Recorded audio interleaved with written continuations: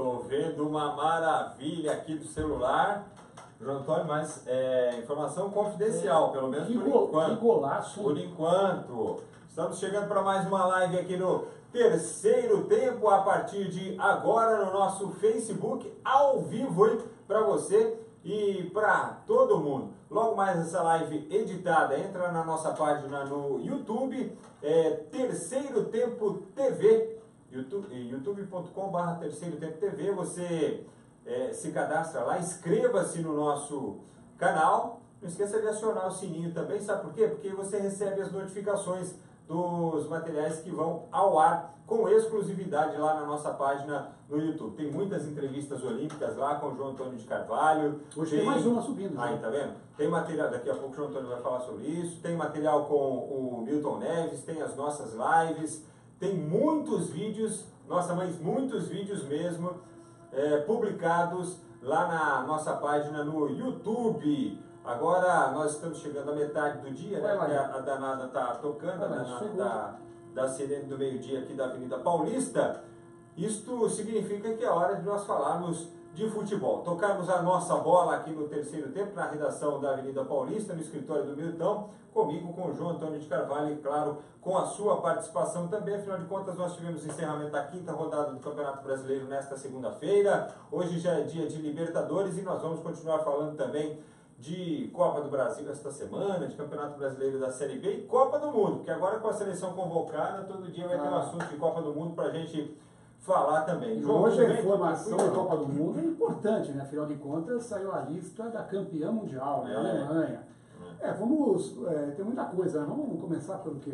Vamos começar falando do futebol aqui. Brasileiro, do futebol tupiniquim. Deixar a Copa do Mundo aqui para o finalzinho, porque nós vamos falar bastante dessa lista da Alemanha, afinal de contas é a seleção que vai tentar o bicampeonato consecutivo, chega com um favoritismo, acho que tanto quanto chegou para a Copa de 2014, né?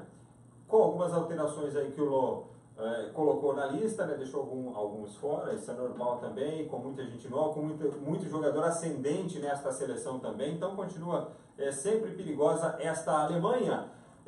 Nós não temos alemães nem em Botafogo nem em Fluminense, né? E tampouco em Ceará e América Mineiro, que foram as equipes que encerraram a quinta rodada do Campeonato Brasileiro, né, João Antônio? Acho que destaque aí para o Clássico Carioca. O Botafogo venceu o Fluminense por 2-1 e subiu para a sexta posição na tabela. 3 pontos aí e curioso do jogo, os gols de cabeça, né, João?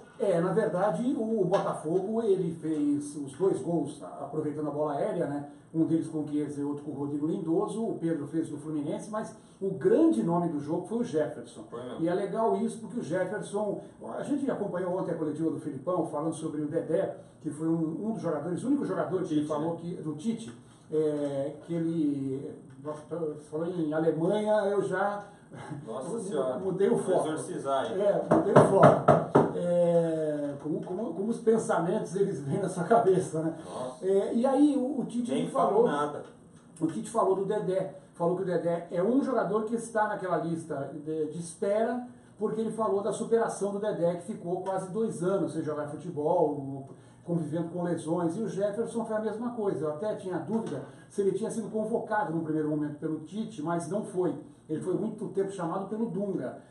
E aí, quando o Tite assumiu, o Jefferson já estava machucado. E aí passou esse tempo todo machucado, voltou ao gol do Botafogo, teve algumas boas partidas.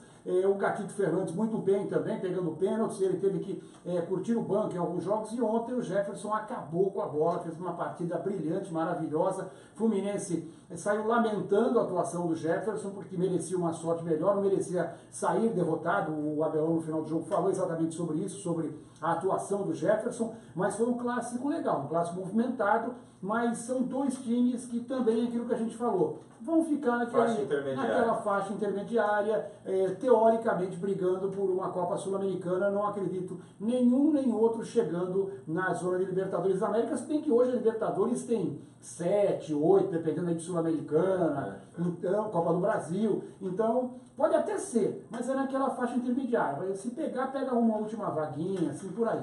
Uma vaga de pré-Libertadores.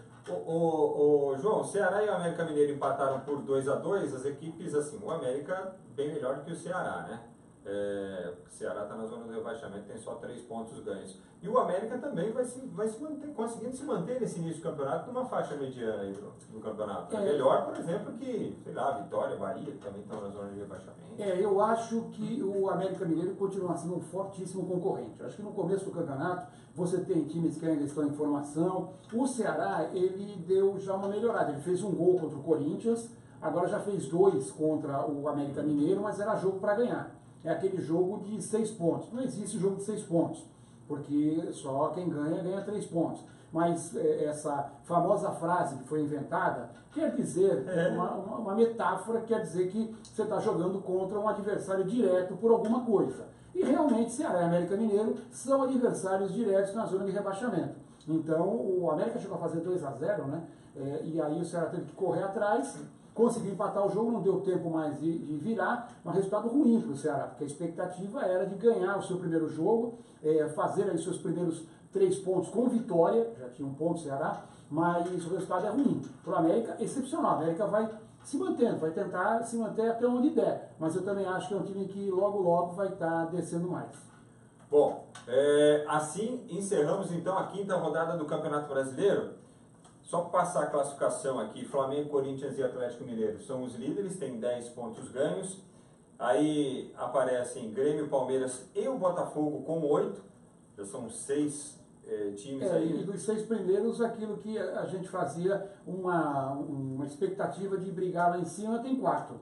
O Flamengo, o Corinthians, o Palmeiras e o Grêmio. O Atlético Mineiro, eu não tinha tanta expectativa assim, mas é um time que tem bons jogadores. E o Botafogo, eu acho que... E o Cruzeiro já está chegando aí também nessa turma. Também nessa turma. Seguidas aí, está com 7 pontos. São Paulo também tem 7, a mesma pontuação do São Paulo, só que esse São Paulo 12º, Santos 13º. E na zona do rebaixamento, Bahia e Vitória, olha só. Bahia com 5, Vitória com 4, Ceará com 3 e o Paraná Clube com apenas 1 ponto ganho, que é aquele da rodada anterior, daquele empate com a Chapecoense. A Chapecoense, que aliás venceu o Flamengo nessa rodada, deu uma aliviada também, deu uma deslanchada dali de baixo, né? Então, nesse começo do campeonato, as vitórias são importantes para esses times já irem respirando. Esses que teoricamente vão lutar contra o rebaixamento. A maior decepção para mim até agora é o Atlético Paranaense. A gente levava muita fé pelo que andou fazendo antes do Campeonato Brasileiro, aquela vitória 3-0 contra o Nils, mas o Atlético no campeonato está mal. Está 5 jogos sem vencer. E aí aquele esquema, né? Foi que não tem técnico que aguente. São 3 derrotas seguidas, né? 2 no Brasileiro, aquela da Sul-Americana. E é o que eu falei ontem, o Roger já está balançando também. Por quê? Porque perdeu, e perdeu um clássico. Então, técnico aqui no Brasil não tem vida mansa. Então, por mais que o Fernando Diniz faça um trabalho diferenciado, foi elogiado pelo Paulo André, se não ganhar, cai logo. Mas aí, no caso do Roger é meio brincadeira isso aí, né? Até chegar ao clássico, o cara era só elogios, porque venceu 3 fora, não sei o quê, tudo bonitinho. Vai ter uma sequência boa o Palmeiras agora. Pressão de torcida, tudo bem. Pressão de torcida, tudo bem, porque o torcedor não quer saber, é campeonato à parte. E 6 vitórias, 6 derrotas para o maior adversário, tudo isso conta, mas é na conta do torcedor. Mas o trabalho do técnico tem que ter uma avaliação diferente. Claro, eu também acho. O Palmeiras está bem na Libertadores, o Campeonato Brasileiro também, faz uma campanha regular na medida do possível. Agora, tem 4 jogos que são fundamentais para o Palmeiras não tropeçar. Ele joga agora contra o Júnior Barranquilla, pela Libertadores. Os 4 jogos são na Arena, 4 jogos em casa. Lembrando que o Palmeiras não vinha jogando bem na Arena. Aquele negócio do Palmeiras também jogar bem fora de casa, contra o Corinthians caiu por água abaixo, né? Então agora é a hora do Palmeiras mostrar o que pode, em casa. Porque são 4 jogos contra times menores. Joga contra o Júnior Barranquilla, depois contra o Bahia pelo Campeonato Brasileiro, contra o América Mineiro pela Copa do Brasil, jogo de volta, e depois contra o Sport Recife. Quer dizer, Frank, a gente fala do Roger e tudo mais, mas se tropeçar em alguns desses jogos... Mas aí a gente tem que deixar acontecer também, né? A gente, assim, um pouco de meia-culpa também. A gente fica pressionando o cara antes da hora, né? Claro. Antes da hora, antes de acontecer. Mas a bola era cantada, já falei. Perdeu pro Corinthians mais uma, a pressão ia começar. Mas é pressão de torcedor, né? Pressão de torcida. E você acha que e outra coisa. Você acha que dirigente não ouve a pressão da torcida? Dirigente que quer fazer média, né? Dirigente que quer fazer média, né? Porque se for avaliar o trabalho por um jogo, ele esquece. Então contrata um treinador só para disputar clássico. E outra coisa, perdeu o clássico para o Corinthians, porque o Corinthians jogou melhor. Não é que o Palmeiras entrou em campo assim. Pode ter faltado assim, personalidade, coisas que o torcedor gosta de ver em clássicos, né? Mas o Palmeiras jogou tão mal assim, o Corinthians foi melhor. Isso aí os caras têm que admitir também, né? Não, claro, o que eu acho assim, é que alguém precisa chegar lá no vestiário e falar, vocês precisam se indignar aí quando perde pro Corinthians, entendeu? Não pode sair de cabeça baixa, depois eu não dou entrevista, não falo mais com ninguém e achar que o negócio está normal, que está natural. É isso que o torcedor não gosta. 6 e 7 é muito, né? É essa bronca aí que o torcedor não admite, certo? Os caras têm que se indignar, pô, perdemos pro Corinthians mais uma vez, precisamos fazer alguma coisa, precisamos mudar esse cenário, nós vamos trabalhar, nós vamos fazer isso, nós vamos fazer aquilo. Agora sai, não fala nada, e quando fala, não, tudo bem, não tem nada, foi um jogo de Campeonato Brasileiro, tudo bem, foi, é realidade. Mas só que assim, lembra quando o Tite bateu na mesa que ele treinava lá o Corinthians, que ele falou que o torcedor sente, eu sinto também? Tem que ter esse tipo de indignação de vez em quando também. Isso aí, assim, comissão técnica, jogador, todo mundo. É porque é 6 de 7, né? 6 derrotas em 7 jogos. E não é um timinho qualquer, porque eu já vi na história de Palmeiras e Corinthians, o Palmeiras naquela época de vacas magras de 82, perdia para todo mundo. Tomou de 5 no Corinthians, depois deu de 5 no Corinthians também, no outro ano. Aí tomou de 5 do São Paulo, tomou de 6 do São Paulo, mas era aquela época de Jaime Boni, de Benazzi, de Deda, Osni, Reginaldo, quer dizer, aí você tem que ver que a diferença era muito grande. E mesmo assim ganhava um jogo ou outro. Teve um jogo lá que o Palmeiras estava lá embaixo na tabela, ganhou de 1-0 o gol do Pedrinho Vicençotti, que era um torneio entre os 3 grandes que valia uma vaga para uma fase do campeonato, isso em 81, se não me falha a memória, 80. Agora, ganhava de vez em quando mesmo com esses caras, mesmo com esse time ruim. Agora, a gente está falando de um Palmeiras de Dudu, de Lucas Lima, de Felipe Melo, de Edu Dracena, do Jailson que está bem, do Leandro Barbosa, do Marcos Rocha que podia ser convocado, do Keno, do Borja, da seleção colombiana. Peraí, esse time tem que ter vergonha na cara. Perder 6 jogos de 7 o principal rival, tem que fazer alguma coisa, porra, jogar com a camisa. A primeira coisa é se indignar pela derrota, né? Por isso que não é o torcedor fica indignado e tem razão para isso, ele tem motivo. Aí ele vai cobrar o treinador, claro que não é cobrar só o treinador, tem que cobrar o time também, só que a pressão continua. E aí eu quero ver se a diretoria vai ter peito de segurar, que nem fez aquela época o Andrés, que segurou o Tite, quando todo mundo queria que o Tite saísse, e aí o Corinthians entrou nos trilhos e ganhou tudo, ganhou o Libertadores, ganhou o Mundial. Então eu concordo com você que passa pela diretoria, mas eu não confio em dirigente de futebol. Então se o Roger empatar um joguinho desse contra time pequeno, a cabeça dele vai ficar já aqui, ó, vai ficar a corta. O que eu quero dizer assim, analisar friamente, o Corinthians, da parte da comissão técnica e tudo, o próprio Carille ressalta, né, que o trabalho ele é feito há anos. É claro, ele tem colocado as ideias dele, ele tem melhorado aquilo que já era bom, né? Ele está conseguindo isso. Então, assim, qualificar o trabalho do Corinthians não desqualifica tudo que o Palmeiras tem feito, ou tudo que a comissão técnica do Roger fez até agora. O que não pode repito, essa falta de se indignar com um resultado negativo diante do maior rival. E o torcedor sente muita falta disso. Tanto tem torcedores descabelando aí em rede social, hein? Pelo amor de Deus. Olha só, abraço pro Richard Vinícius. Ele pergunta aqui, quando é que o Corinthians vai ganhar um título de forma honesta? Mas faz um mês que o Corinthians não é campeão de nada, pô. Venceu o Campeonato Paulista. O Tarsis Correia manda um vai Corinthians aqui, ele é de Campo Mourão, no Paraná. Vinícius Felício. Aliás, tem uma entrevista com o Felício lá no canal do YouTube. Tem, Cristiano Felício. Não é o Vinícius, mas é o Cristiano Chicago Bulls daí. Então entra lá no Terceiro Tempo TV, no YouTube, para conferir essa entrevista com o grande brasileiro que atua lá na NBA. O Vinícius Felício, ele manda o seguinte aqui, ó, o Corinthians já ganhou o título roubado. Pô, para de pegar no pé, pô.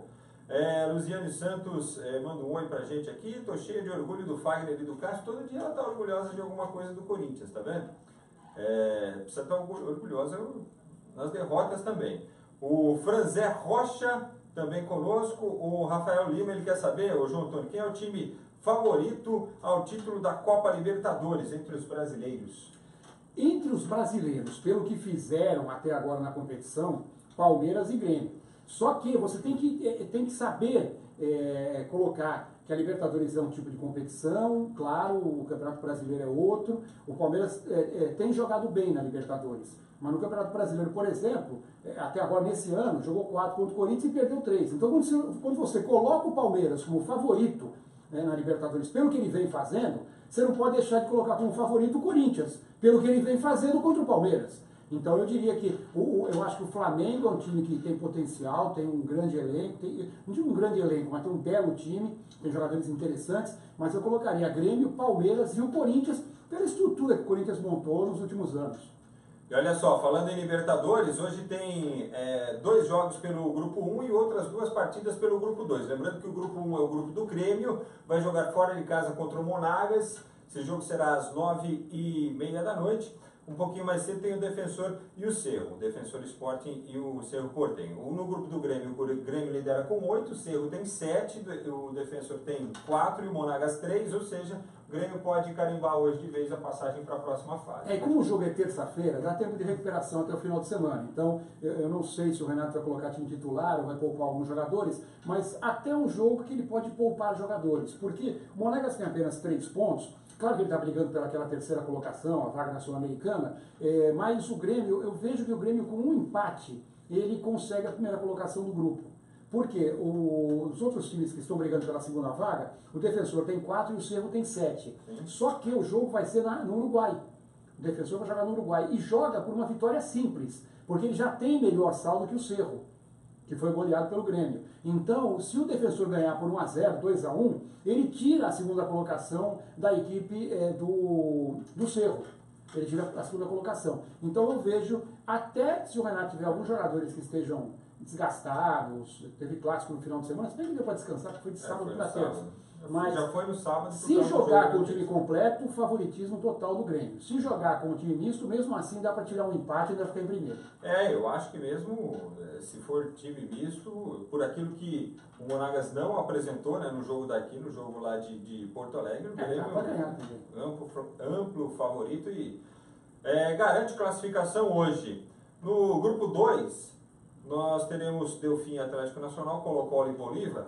Nacional lidera com 9 esta chave, o Bolívar tem 5, Colo-Colo 4, Delfim também 4, ou seja, Nacional está quase lá, né? Precisa pontinha aí, uma vitória a mais aí para garantir essa classificação, só que aí Bolívar e Colo-Colo hoje é um confronto diretaço nessa luta por segunda vaga. Lembrando que o Colo-Colo na última rodada vai enfrentar o Atlético Nacional, então passa muito por hoje. E ainda falando de Palmeiras, o Palmeiras ele tem até agora 13 pontos, o único time que pode chegar a 16. Aí todo mundo fala, mas se o Palmeiras ganhar do Júnior Barranquilla, vai ajudar o Boca, porque o Boca joga em casa e deve ganhar o seu jogo e depende de uma vitória do Palmeiras contra o Júnior para conseguir a sua classificação. O Palmeiras está muito de olho nesses 2 grupos, o grupo do Nacional, do Atlético Nacional e também do Libertad. Porque o Atlético Nacional tem 9, só que tem mais 2 rodadas desse grupo, essa de hoje é a 5ª. Se o Atlético Nacional ganhar o jogo, vai a 12, e aí tem um último jogo em casa, fatalmente vai chegar a 15, porque o Atlético Nacional é muito superior aos outros times do grupo. Depende de como o Colo-Colo chegar para essa partida. Mas fatalmente em casa o Atlético deve ganhar um jogo e pode chegar a 15. Então para o Palmeiras seria interessante um tropeço para o Atlético Nacional hoje, de repente um empate lá contra o Delfim, aí o Atlético vai a 10, você pode chegar a 13, o Palmeiras, em relação ao Atlético, se garantiria com um empate. E o Libertad tem 12, ele joga contra o Tucumã em casa, mas não é hoje, não. Não é hoje, mas isso em relação ao Palmeiras também de ficar em primeiro, tendo que ganhar ou com um empate. O Libertad joga em casa contra o Tucumã na outra semana, só que o Tucumã ele joga por um empate para garantir a sua vaga.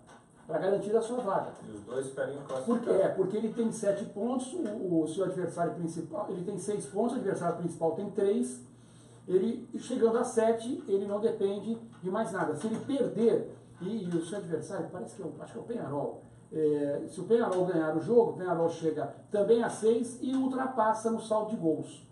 Então, quer dizer, o Palmeiras ele pode vir a ser o primeiro, mesmo empatando sua última partida. Mas eu não acho que o Palmeiras vai jogar para ganhar, independente de ajudar ou não o Boca Juniors.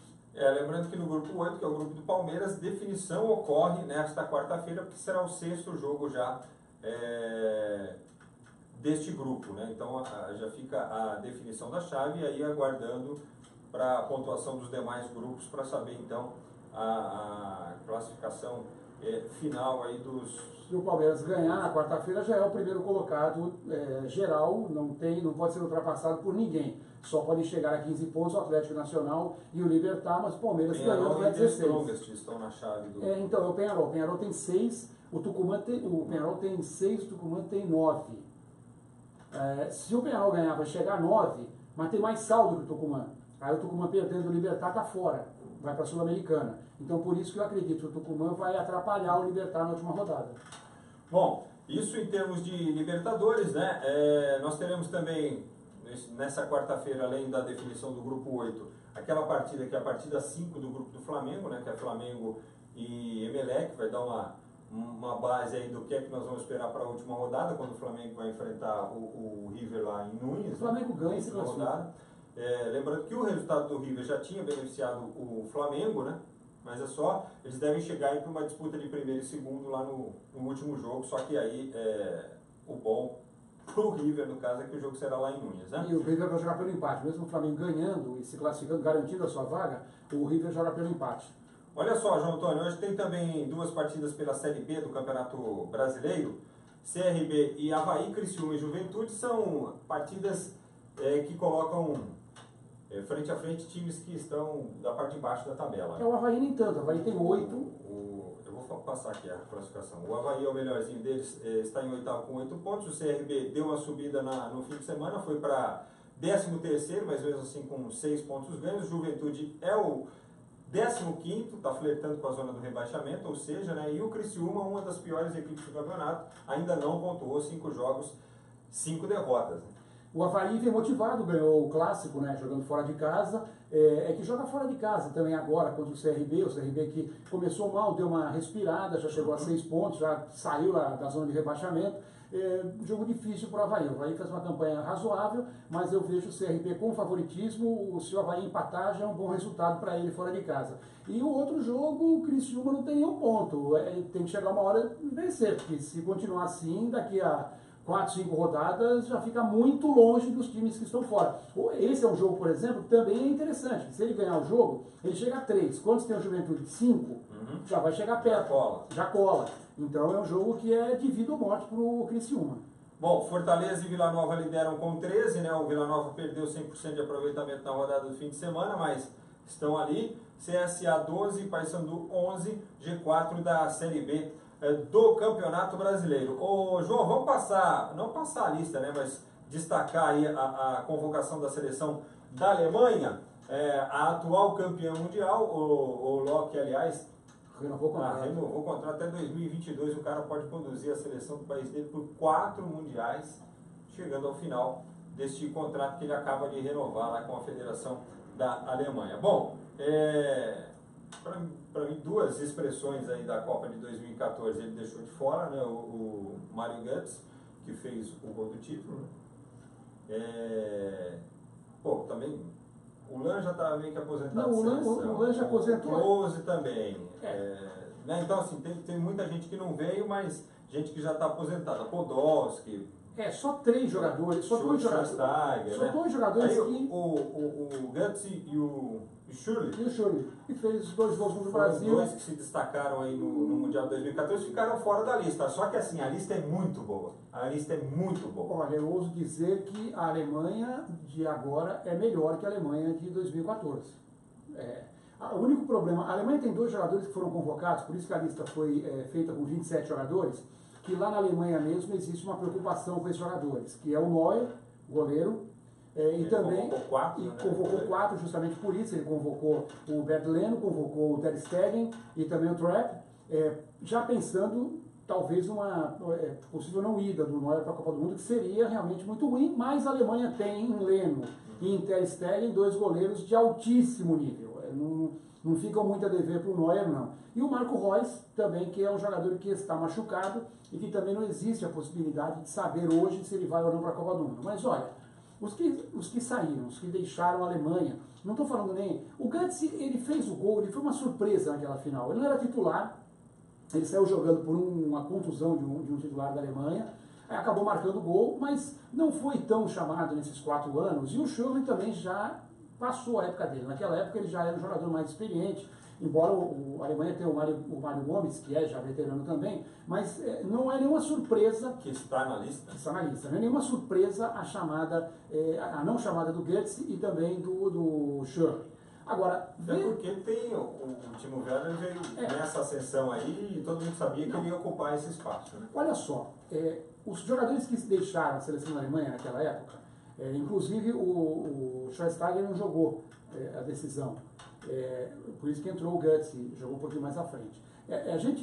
Dos jogadores que saíram, saiu o Lahm, que jogava como lateral direito, já era veterano. É um cara que, muito bom jogador, mas pela experiência, era capitão do time. Aí entra o Kimmich, que é um baita jogador. Está jogando muito no Bayern Munique e fez 2 gols nos 2 jogos contra o Real Madrid, naquela semifinal de Liga dos Campeões, ele marcou 2 gols. Aí sai o Mertesacker, zagueiro, que foi titular na Copa do Mundo. Na verdade, ele ia jogar com 3 zagueiros. Sai o Mertesacker. Mas aí tem, para jogar junto com o Boateng, que ficou da Copa do Mundo anterior, tem o Rudiger, tem o Matthias Ginter, que foi campeão mundial como reserva, tem o Chul e tem o Jonathan Tah, do Bayer Leverkusen, que é um baita jogador. Um jogador tecnicamente fantástico, mas talvez por isso é um jogador daqueles que muito técnico não gosta, jogador que sai jogando muito técnico e tal, mas é um baita jogador. Aí na lateral esquerda, você também não tem o Howitz. Aí você tem para escolher o Jonas Hector e o Plattenhardt, que bate muito bem na bola, e o Jonas Hector é um jogador que atua na lateral e atua com facilidade também no meio campo. Então, quer dizer, aí você pega o meio campo da Alemanha, a maior parte ficou. Khedira ficou, Ozil ficou, Kroos ficou. Não, e aí você acrescenta. Não, aí você acrescenta Gundogan, Sané, Goretzka, que é um jogador, um baita jogador, um talento, ele é um ganso melhorado, jogador de muita habilidade, mas só que chega mais no ataque. E ainda tem Drexler e o Brandt, que também joga no Bayer Leverkusen, um jogador extremamente eficiente. Ele chuta, ele vai para a linha de fundo. E aí no ataque, você manteve o Miller, você trouxe de volta o Mário Gomes, que é um atacante que faz gols, ele tecnicamente esquece, mas é um jogador que faz gols, tipo aquilo que o Brasil não tem, aquele centroavante lá na frente. E tem ainda o Timo Werner e o Petersen, que é um jogador que esse é o suplente que todo técnico queria ter. Ele jogou inclusive a Olimpíada, né? Ele, mesmo no time dele, ele começa jogando no banco, quando ele entra ele faz gol. É um negócio impressionante, talvez por esse estigma dele, e mesmo assim ele vem sendo convocado. Ele era um dos jogadores de mais de 23 anos naquela seleção da Alemanha. E infelizmente também não vai o Lars Stindl, o atacante, que foi o artilheiro da Copa das Confederações, mas esse por contusão. Quer dizer, a Alemanha não tem como não ter favoritismo. Aí o Brasil ganhou da Alemanha? Ganhou. A Alemanha jogou com time reserva. E mesmo assim foi um jogo duro, foi um jogo equilibrado. Então, eu vejo a Alemanha hoje um patamar acima de todas as demais. Aí no segundo patamar eu vejo Espanha, vejo França, vejo Brasil e com um time muito bom, mas que tem que ter camisa para ganhar a Copa do Mundo, a Bélgica.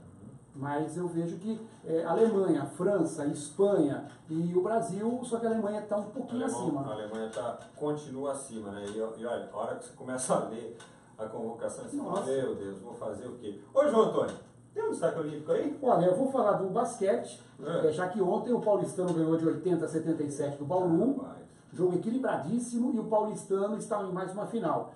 Vai fazer a final contra o Mogi, começa já no sábado, o primeiro jogo em Mogi.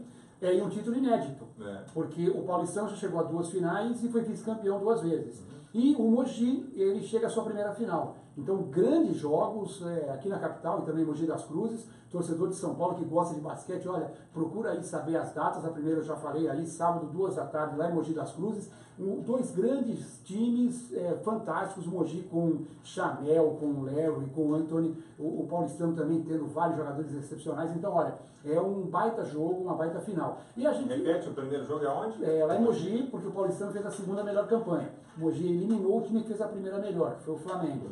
E vai ser Mogi o primeiro jogo, depois, já durante a semana, o segundo jogo no Paulistano. E eu vim agora há pouco aqui do SESI, onde tivemos o lançamento de um projeto do skate, para o skate. O skate, viu, gente? Só lembrando que é esporte olímpico agora. Está na programação para Tóquio. Tóquio 2020, né? E o SESI lançou esse projeto com uma parceria com a Confederação Brasileira de Skate, que é dirigida pelo Bob Burnquist, que é um skatista fantástico, só que ele não disputa a vaga para os Jogos Olímpicos, porque a modalidade dele são uma escalada maior, são altas manobras. E na Olimpíada nós teremos o parque e também o street, que são manobras menores, não menores, mas não é como tem que fazer a linha. Tem que fazer a linha. E aí nós teremos na Zona Leste de São Paulo um parque maravilhoso, com 2 pistas oficiais, uma de parque e uma de street, ainda com um teatro para 800 pessoas, um anfiteatro aberto e ainda uma casa de cultura. Então, premiando também, além do skate, premiando a Zona Leste de São Paulo, que é carente de muitas coisas em relação à cultura, né? E esse projeto aí, pelo que existe a projeção, já para o começo do ano as pistas, como são externas, já estarão construídas, e depois aí no meio do ano que vem aí o teatro, porque depende de uma obra um pouco mais complexa e tudo mais. Então, e também a gente vai ter nos próximos dias essa entrevista aí com o Bob Burnquist, e hoje já está no ar também no Terceiro Tempo TV e também no nosso site. A gente já vai colocar, no Terceiro Tempo TV já está, no site a gente coloca daqui a pouco, a entrevista com o Leonardo de Deus. Léo de Deus, nadador, especialidade em provas de costas e também de borboleta, né? Já foi a 2 Olimpíadas, campeão por-americano e teve realmente uma carreira muito legal, uma família muito unida, a família se juntou, se fechou em torno do Léo de Deus. O pai dele é vamos dizer assim, empresário, a mãe é nutricionista, a irmã ela faz assessoria de imprensa, então é uma história bem legal de vida. Criou um núcleo de trabalho familiar. História legal de vida, um cara que é nômade, porque o pai dele era militar, então ele morou em vários lugares, mesmo assim tinha que estar competindo. Então, vale a pena o Leonardo de Deus, o Léo de Deus, falando com a gente aqui nos portais do Terceiro Tempo. Muito obrigado, João. Valeu. Um abraço para o Marrom Moraes, para o Márcio Serra e também para o Rogério Diniz e para toda a galera que participou conosco de mais uma live aqui da redação do Terceiro Tempo, tá bom? Nesta quarta-feira a gente volta para falar dos jogos da Libertadores, trazer também os resultados da partida do Grêmio, dos outros jogos de hoje, de Série B, falando de tudo que vai acontecer, porque amanhã, além de Libertadores, tem também Copa do Brasil, com mais 2 equipes se classificando para as quartas de final da competição. Tá bom, pessoal? Até mais, tchau! Até mais, hein? Depois que eu vi a lista da Alemanha, eu saio daqui já tremendo.